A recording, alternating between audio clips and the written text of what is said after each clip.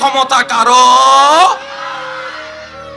ওই রব আছে তো, ওই রব দেখে তো, ওই রব শুনে তো। আমাদের টেনশন কি? মনে রাখবেন একটা কথা, টেনশন যদি আপনার বেশি হয় আপনি বুঝে নেবেন আপনার ভিতর থেকে রবের উপর তাওয়াক্কুল কমে যাচ্ছে। আপনার যদি টেনশন বেশি হয় আপনি বুঝে নেবেন রবের সাথে আপনার হৃদ্যতার কানেকশন কমে যাচ্ছে। কারণ রবের সাথে যার হৃদ্যতার, ভালোবাসার, মহব্বতের, বর্ষার কানেকশন যত মজবুত থাকে সে আগুনের মধ্যে পড়েও মুস্কি হাসতে পারে। কানেকশন লাগাইতে পারি নাই, ব্যর্থতা। একটু জোরে বলেন না, ব্যর্থতা। আজকে মাহফিল শেষ করে যাওয়ার সময় আপনার পকেটে 30টা টাকা ছিল, একজন ভিক্ষুক আপনার থেকে চাইলো, মায়া লাগলো, আপনি 20টা টাকা দিয়ে দিলেন। আপনি চিন্তা করলেন আমি হেঁটেই চলে গেলাম, সমস্যা নেই, একজনের খাবার তো হলো, পেট তো ভরলো। ওইটা সত্যিকার ভিক্ষুক ছিল, তার পেটে সত্যিই ক্ষুধা ছিল। এবার সে যখন সারাটা দিন উপবাস থাকা ব্যক্তি যখন 20টা টাকা পাইছে, তার কাছে মনে হয়েছে আমি 20 কোটি টাকা পাইছি। এবার সে হচ্ছে সন্তানের বাপ, সে 20টা টাকা পেয়ে স্বপ্ন দেখা শুরু করছে, আমার ছেলেটার জন্য একটা বন নিব, মেয়েটার জন্য একটা বন নিব, আচ্ছা তাদেরকে পানি দিয়ে হলে খাওয়াই দিব, আমরা না হয় কোনো রকম পানি খেয়ে উপবাস থাকবো। এই চিন্তায় তারা সময় কাটছে। এখন যখন সে বনটা নিয়ে বাচ্চার মুখে খাবার তুলে দিছে, বাচ্চা খুশি হয়ে গিয়েছে। এই খুশিটা দেখে বাপ খুশি হয়েছে, বাপ খুশি হয়েছে অন্তর, এদিকে সেই বান্দার রব খুশি হয়ে গিয়েছে, বান্দার রব খুশি হয়েছে। আপনারা তো জানেন সন্তানকে খাওয়ালে মা বাবার মন পাওয়া যায়, ছোটকে খাওয়ালে বড়র মন পাওয়া যায়। বান্দাকে খুশি করলে বান্দার রবকে খুশি করা যায়, বান্দার রবকে খুশি করা যায়। এবার সেই 20টা টাকা আপনার কাছে কিচ্ছুই মনে হয় নাই, আপনার কাছে গায়েও লাগে নাই, কিন্তু আপনি বুঝতেও পারেন নাই কত বড় খেলা ঘুরে গিয়েছে। আপনার এই দৃশ্যটা দেখে রব ফেরেশতাকে ডাক দিয়ে বলে, এ আমার ফেরেশতা, তার তাকদীরের ফাইলটা আনতো। এই যে কয় টাকা দিছেন? আপনি তো চলে যাচ্ছেন ঘরের দিকে, হেঁটে হেঁটে চলে যাচ্ছেন, আপনার গায়েও লাগতেছে না 20 টাকা, এগুলো কি? রব বলে যে তার তাকদীরের ফাইলটা আনতো, দেখতো কিছু আছে কিনা সামনে, বিপদ টিপদ। ফেরেশতা বলতেছে, আল্লাহ আগামী মাসের এত তারিখ সে ফটিয়া একটা বাজারে যাবে, এতটা বাজে কাজ শেষ করবে, রাস্তার মধ্যে দাঁড়াবে, থানার মোড়ে দাঁড়ানোর পরে একটা গাড়ি ব্রেক ফেল করে এসে তারা এমন ভাবে কোমরে ধাক্কা মারবে, সে 10 হাত দূরে যাইয়া পড়বে, মাথা ফেটে যাবে, কোমর ভেঙে যাবে। সাথে সাথে তাকে পটিয়া হসপিটালে নিবে, ডাক্তার বলবে এটা আমাদের পক্ষে করা সম্ভব না, সিডাং মেডিকেলে নিয়ে যাবে। সিডাং মেডিকেলে 2 মাস থাকার পরে ডাক্তার বলবে এটা আমাদের পক্ষে সম্ভব না, ঢাকা মেডিকেলে নিয়ে যাবে। ঢাকার মধ্যে 6 মাস থাকার পরে বলবে যে এটা আমাদের পক্ষে সম্ভব না, আপনারা একটু বাইরের দেশে নিয়ে যান। তখন তার মা বাবা জায়গা জমিন বিক্রি করে সন্তানকে বাঁচানোর জন্য বিদেশ করে আসবে। 3 বছর পরে মোটামুটি সে একটু হাঁটতে পারবে। রব বলে যে সব কাট, রব বলে যে সব কাট। ফেরেশতা বলে আল্লাহ সব কাটবো মানে? তুমিই তো তাকদীরের মধ্যে লিখেছো। তখন রব্বুল আলামিন বলে, ফেরেশতা আমার নবী কি বলেছে তুমি কি শুনো নাই? আমার নবী কি ওয়াদা করেছে তুমি কি শুনো নাই? as-সাদাকাতু তারাদ্দুল বালা, যে সদকা দিবে তার বলা মুসিবত কেটে যাবে, বলা মুসিবত কেটে যাবে। সে আমার বান্দার মুখে হাসি ফুটিয়েছে, আমি আল্লাহ তার মুখে হাসি ফুটাবো। আমি ইন্নাল্লাহা আলা কুল্লি শাইইন কাদির, দিনকে রাত, রাতকে দিন, সেকেন্ডের ভিতর বানাবো। কারো কাছে জবাবদিহিতা আমার করার দরকার নাই। আমার বান্দার তাকদীর আমি আল্লাহই পাল্টাই দিলাম, অ্যাক্সিডেন্ট থেকে মুক্ত করে তাকে সুস্থ করে দিলাম। সুবহানাল্লাহ। আজকে এই পটিয়া অঞ্চলে, পটিয়া এলাকায় আমি আপনাকে দেখছি, আপনি আমাকে দেখছেন, হরেক রকমের চেহারায়। আমি বলতে থাকবো, শুধু আপনারা ভাবতে থাকবেন আমি যা বলছি। এক ফোঁটা পানি থেকে একটা দেহ, এই দেহের মধ্যে চামড়া। ছোট্টবেলায় চামড়া ছিল এক সাইজের, বড় হওয়ার পর চামড়া হয়েছে অন্য সাইজের, কিন্তু চামড়ার মধ্যে কোনো ফাটল নাই। রবার টানলো ফেটে যায়, কাপড় টানলো ফেটে যায়, চামড়া যে যেদিন হয়েছে এতটুক চামড়া আজকে এত বড় চামড়া হয়ে গেল, চামড়ার মধ্যে কোনো ফাটল নাই। How can possible? রব বলে যে বান্দা এটাই তো তোকে দেখাতে চাচ্ছি, এটাই তোর রবের কুদরত, এটাই তোর রবের কুদরত। এক ফোঁটা পানি থেকে একটা দেহ, দেহের ভিতরে দেখার জন্য 2টা চোখ, চোখের ভিতরে মণি, উপরে আছে পাপড়ি, এর উপরে আছে ভ্রু, এর উপরে আছে কপাল, এর উপরে আছে মাথা, এর উপর আছে চুল, এর মধ্যে আছে দুইটা হাত, হাতের মধ্যে আছে কবজি, কবজির মধ্যে আছে আপনার হাতের আঙ্গুল, আঙ্গুলের মধ্যে আবার এক এক স্ট্রাকচার, 5টা আঙ্গুল 5 রকম। 1 ফোঁটা পানি থেকে 5টা আঙ্গুল হয়ে গেল, 1 ফোঁটা পানি থেকে 2টা হাত হয়ে গেল, 1 ফোঁটা পানি থেকে 2টা পা হয়ে গেল, 1 ফোঁটা পানি থেকে 2টা হাঁটু হয়ে গেল। সুবহানাল্লাহ বলেন না। 1 ফোঁটা পানি থেকে 1 ফোঁটা পানি থেকে কোমর হয়ে গেল, 1 ফোঁটা পানি থেকে পেট হয়ে গেল, 1 ফোঁটা পানি থেকে ভিতরে কলিজা হয়ে গেল, 1 ফোঁটা পানি থেকে ফুসফুসি হয়ে গেল, 1 ফোঁটা পানি থেকে 2টা কিডনি হয়ে গেল, 1 ফোঁটা পানি থেকে এত হাজার হাজার রগ হয়ে গেল, 1 ফোঁটা পানি থেকে রক্তনালী তৈরি হয়ে গেল, 1 ফোঁটা পানি থেকে কণ্ঠনালী তৈরি হয়ে গেল। সুবহানাল্লাহ। 1 ফোঁটা পানি থেকে কণ্ঠনালীর পাশাপাশি নিঃশ্বাস নালী তৈরি হয়ে গেল, 1 ফোঁটা পানি থেকে পাকস্থলী তৈরি হয়ে গেল, 1 ফোঁটা পানি থেকে এত কিছু কিভাবে 1 ফোঁটা পানি থেকে হয়? জগৎ বলে ইম্পসিবল, রব বলে যে আমার দিকে তাকা, এটাই আমি রবের কুদরত।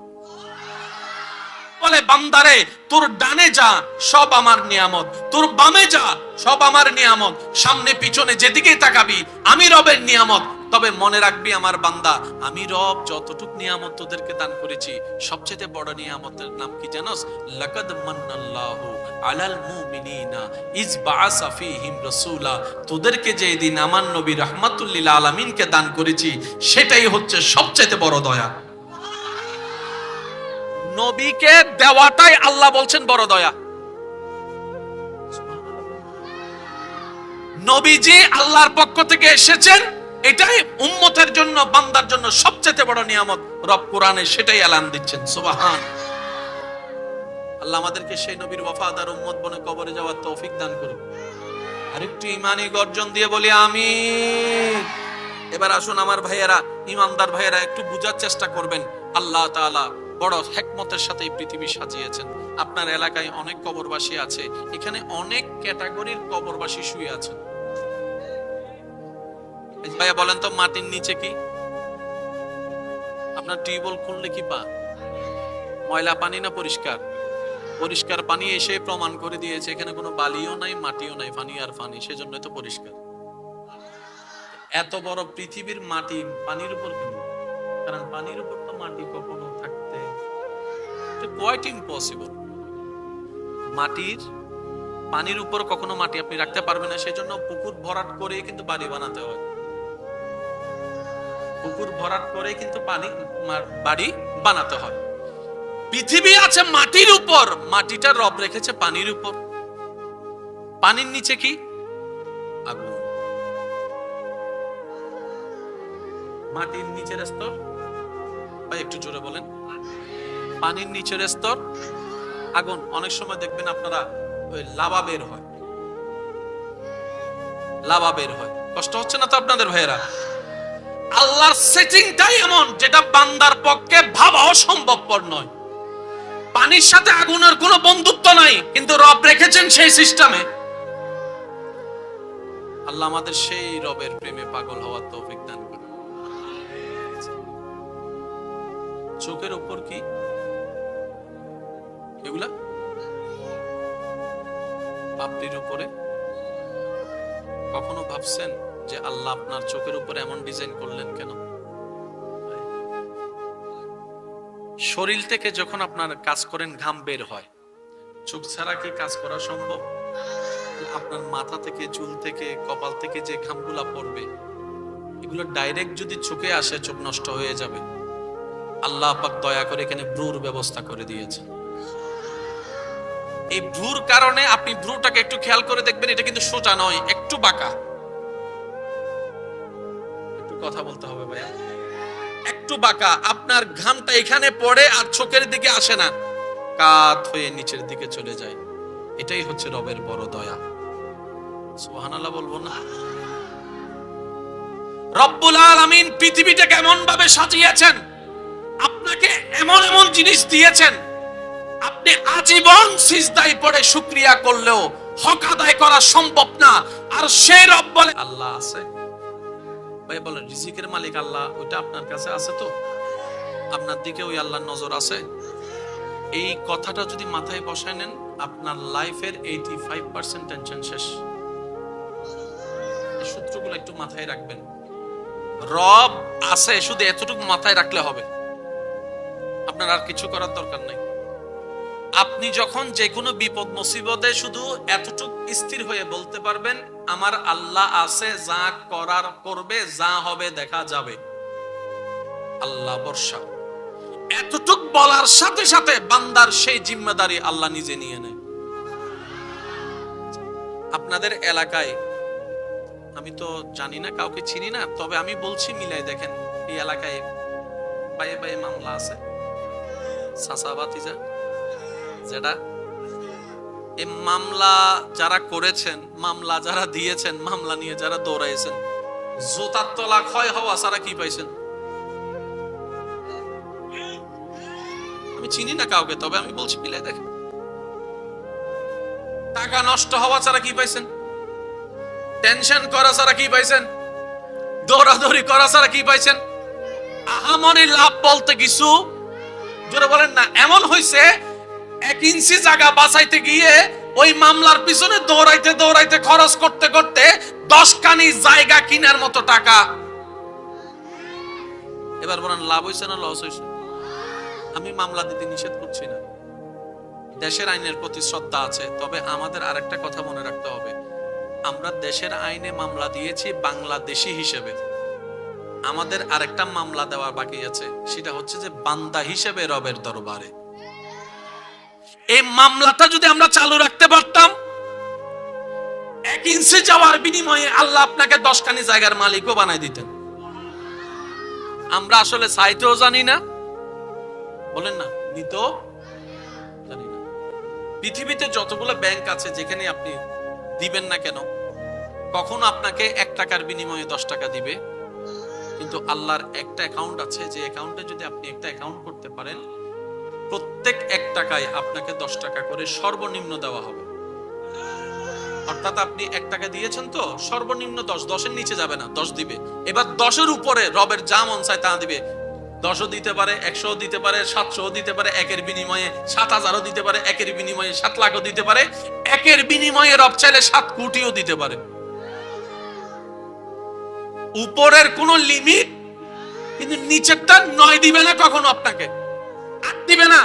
মান জাআ বিল হাসানাতে ফালাহু আশরু আমসালিহা, এটা রবের ওয়াদা। তো বিজনেসটা আমরা করতে জানি নাই, আমরা হইলাম চালাকের ভাবে গাদা। আমি আমার কথা বলছি, আমরা চালাকের রূপে, আমার মতো গাদা যারা আছেন আওয়াজ দিয়ে বলেন, আমরা চালাকের রূপে ভাব নিছি আমাদের মতো বুদ্ধিমান আর কেউ, কিন্তু দিন শেষে হিসাব টেনে দেখলাম আমাদের মধ্যে আমাদের মতো লসে আর কেউ। কিন্তু যারা রবের বান্দা, তারা দুনিয়াতেও লাভবান, তারা আখিরাতেও লাভবান হয়ে যায়। বলেন না সুবহানাল্লাহ, আরো জোরে বলেন সুবহানাল্লাহ। হযরত আলী রাদিয়াল্লাহু তাআলা আনহু মা ফাতেমার অনুরোধে, ঘরে বাজার নাই, একটা কাপড় বিক্রি করতে গেলেন বাজারে, বাজারে বিক্রি করার পরে সে কাপড়ের টাকাটা যখন নিয়ে আসছেন, কে? হযরত আলী রাদিয়াল্লাহু তাআলা। 6 টাকা, 10 টাকা। আসার সময় একজন ওনাকে বললেন, হুজুর, আমিও উপবাস, আমার বউ উপবাস, আমার সন্তান উপবাস, সাথে সাথে ওনার নিজের ঘরে কিন্তু বাজার নাই।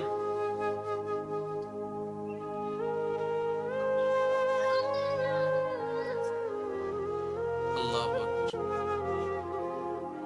হযরত আলী রাদিয়াল্লাহু তাআলা একজন জিজ্ঞেস করলেন, হুজুর আপনি সব দিয়ে দিয়েছেন? আমি আল্লাহর সাথে লেনদেন করেছি।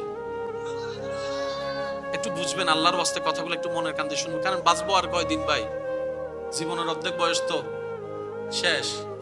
একটু চলেন না, এই 2টা দিন একটু কাজে লাগাই, চাইলেই পারবো, একদম কঠিন কিছু না। তো হযরত আলী রাদিয়াল্লাহু তাআলা জিজ্ঞেস করছেন, হুজুর আপনার ঘরে তো বাজার নাই? বলে যে আমি রবের সাথে ব্যবসা করেছি। কিভাবে? তখন মওলা আলী শেরে খুদা বলছেন, আপনি কি পড়েন নাই মান জাআ বিল হাসানাতি ফালাহু আশরু আমসালিহা? আমি রবের খুশির জন্য রবের বান্দাকে দিয়েছি, ওই বান্দার রবই আমাকে দ্বিগুণ করে আবার বাড়িয়ে দিয়ে দিবেন। এটার নামই ঈমান। কারণ কানেকশন লাগানোর মতো যা যা কাজ আছে, আমরা 2টা তার লাগাই, 10টা তার ছিঁড়ে ফেলি। কানেকশন লাগানোর একটা মাধ্যম মনে করেন আমরা হজ করতে গেলেন, লব্বাইক আল্লাহুম্মা লব্বাইক লব্বাইক লা শারীকা লাক লব্বাইক ইন্নাল হামদা ওয়ান নি'মাতা লাকা ওয়াল মুলক লা শারীকা লাক। সবাই মিলে লব্বাইক আল্লাহুম্মা লব্বাইক লব্বাইক লা শারীকা লাক লব্বাইক ইন্নাল হামদা ওয়ান নি'মাতা লাকা ওয়াল মুলক লা। যার যত শক্তি আছে সবাই মিলে একবার বলেন তো, লব্বাইক আল্লাহুম্মা লব্বাইক লব্বাইক লা ইন্নাল হামদা ওয়ান নি'মাতা লাকা ওয়াল মুলক লা। হজ করে আসার পরে দুইজনের জায়গা,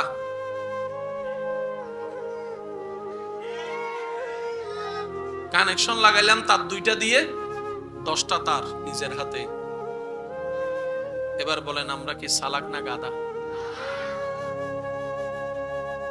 মনে রাখবেন পৃথিবীর একটা সিস্টেম। কষ্ট হচ্ছে আপনাদের? এটা আপনার বোতল, এটা অন্যের বোতল। আপনি যদি এখান থেকে এখানে ঢালেন, সচক্ষে দেখবেন ওনারটা ভরছে বাড়ছে, আপনারটা কমছে। এটা হচ্ছে দুনিয়ার চশমা।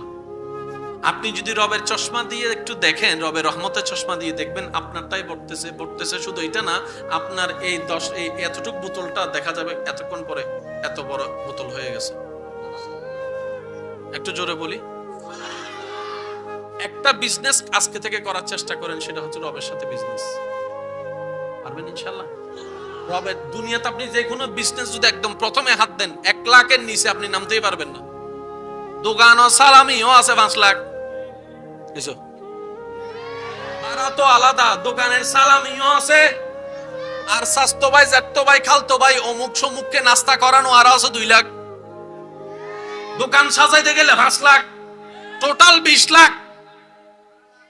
আফগি 20 লাখ, এই 20 লাখ তুলতে 3 বছর চলে যাচ্ছে হালাল ভাবে ব্যবসা করতে। সেজন্য অনেকে কি করে 2 নাম্বারই করে, ভাবছো না 2 নাম্বারই